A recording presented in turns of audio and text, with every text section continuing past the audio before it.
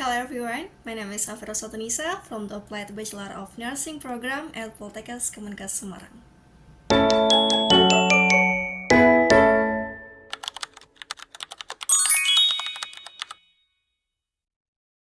Have you ever wondered what it actually means to be a nurse?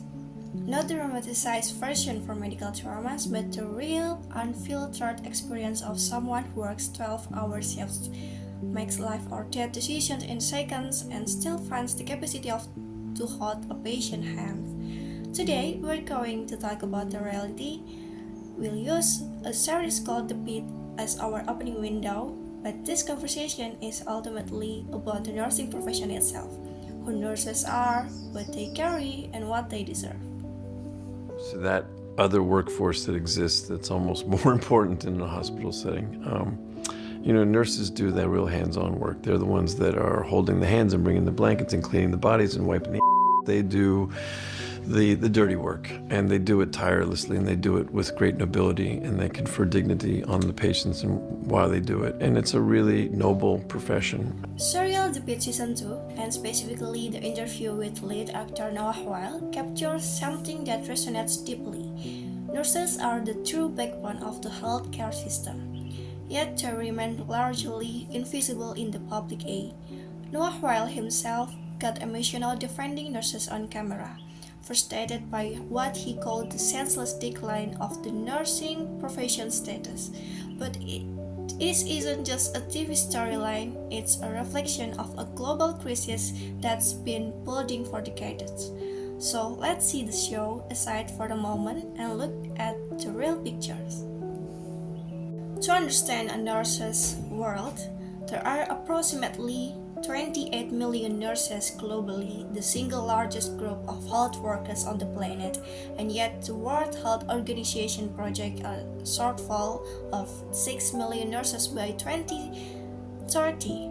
What that number means in practice is this: one nurse routinely carries the workload of 2 or 3.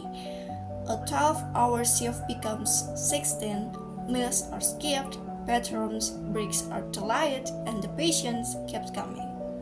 The result is burnout, and it's not a personality weakness, it's a systemic outcome. More than 40% of nurses globally report experiencing burnout, emotional exhaustion, a creeping sense of detachment from patients, and a feeling that nothing they do is over enough. In the US alone, nurse burnout costs the healthcare system an estimated $9 billion per year just in turnover and replacement, but the human cost is harder to quantify. The experienced nurse who quietly resigns, the one who starts treating every shift, the one who genuinely loved this work and slowly stopped being able to. And here's the cruel irony. The more deeply a nurse cares, the more present they are with their patients, the faster they burn. The emotional labor of nursing is relentless and largely invisible to everyone except the people doing it. Now, let's talk about something nurses rarely talk about publicly because they've been told implicitly and explicitly that it's just part of the job: workplace violence. Nurses are among the most at-risk professionals for workplace violence in the world. In the United States, healthcare workers experience violence at rates 4 times higher than any other industry. According to the American Nurses Association, nearly 1 in 4 nurses has been physically assaulted at work.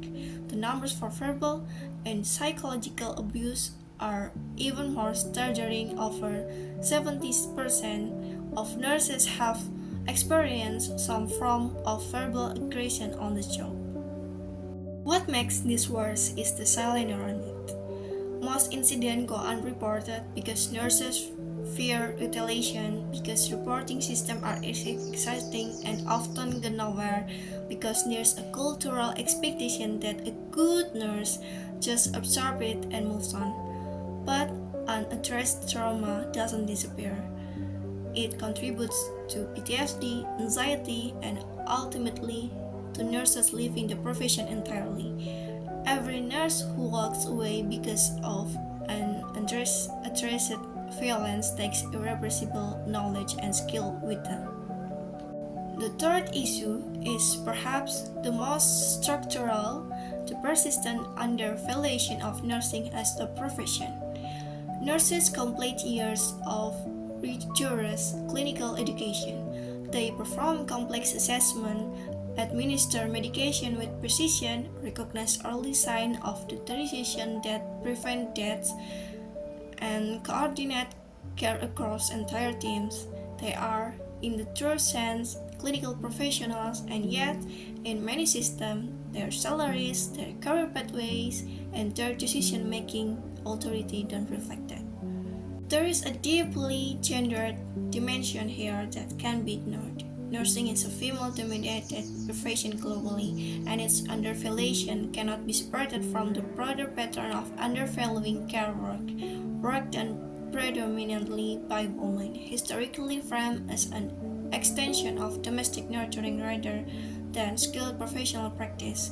The consequence is a profession in quiet crisis. Experienced nurses leaving not because they don't love the work, but because the system consistently signals that it doesn't value them. And when they leave, institutional knowledge walks out the door. New nurses are left without mentorship. Patient safety suddenly declines. So, what does change look like?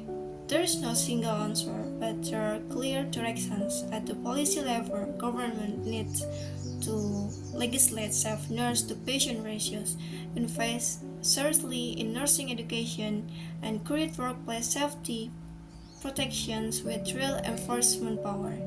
California has already done this with mandate radios, and the evidence shows better patient outcomes and lower nurse turnover. It works. The question is political will. At the institutional level, hospitals need to stop treating nurses as interchangeable resources and start treating them as irrepressible professionals with zero tolerance for violence, meaningful career development, and genuine representation in clinical governance. At the cultural level, this is where storytelling matters. Shows like the Pitt shapes public perception, and public perception shapes policy. When audience see nurses as full human beings with expertise and agency, it changes what society is willing to demand for them. And at the individual level, say thank you, learn the name of the nurse who cares for you, advocate for nursing in conversation about healthcare, small recognition multiplied across millions of interactions, build something real. Issues we've discussed today, burnout, workplace violence, professional undervaluation, are not inevitable. They are the result of choices, and they can be changed by choices. The Pitt opened a door, but the conversation has to continue in hospital, in parliament, in classrooms, and in how we talk about healthcare every single day, because nurses deserve better, and frankly, so do we, as the people who will one day depend on them. Thank you. That's all for me. I will close this presentation here and see you.